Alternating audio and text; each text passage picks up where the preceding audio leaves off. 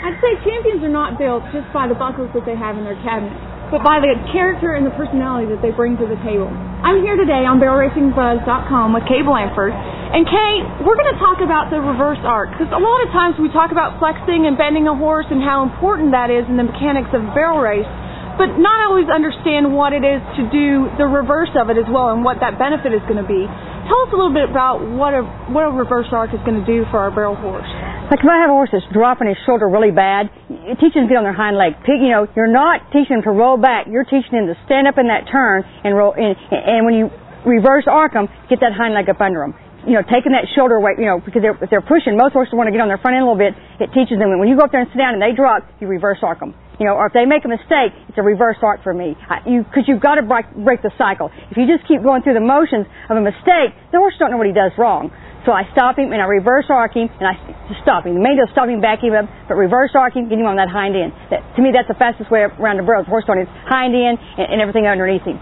Well, I'm going to step away, Kay, and you're going to show us some of the mechanics about it and talk about it while you do it. Thank you. Okay, thank you. Okay, what I do here is I get this horse in the bridle. I want him to bend at the pole. And when I do, I don't use any leg on him, but I'm going to ride him up. And like I said, if he drops it, this is called a reverse arc. I take both hands to bring him around. But see how his shoulders picked up, but I still want his head down. Reverse arcing. When he's making that mistake of getting on that front end, this really, really helps.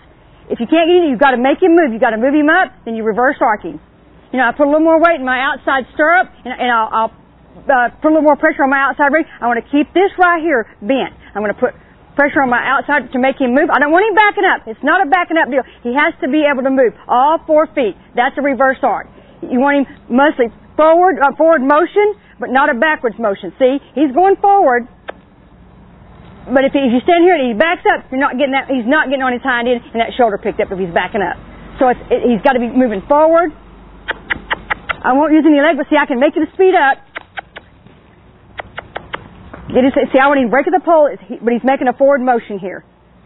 Getting him broke. When I get in a bind, or if something happens in my turn, I got this horse to get on his hip the first thing.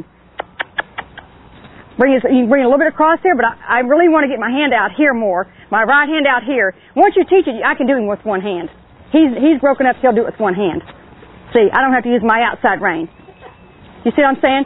But to start off, you have to use both reins, both hands to get this horse, like I said, I can make him move with one hand. But he's broke because he knows this what it is. If he gets out of the bridle, I'm going to use this outside rein to bring him back down. But I've done this so much on him and do it so that when I do, I don't have to take both hands. So he's trying to back up with me. I want to move him forward, moving forward, moving forward, moving forward. Get on that hind end, reverse, and he's got all this picked up, and he gets all this, the roundness that you need when you reverse arcing. Bring him to a stop, back him up, drop my hands. Kay, thank you so much for teaching us what we need to do to get a good counter arc and how it can benefit us in the arena and outside of the arena. As always, if you have any more questions for Kay or you want to take some private lessons, go to a clinic. It's kayblandford.com. Kay, thank you.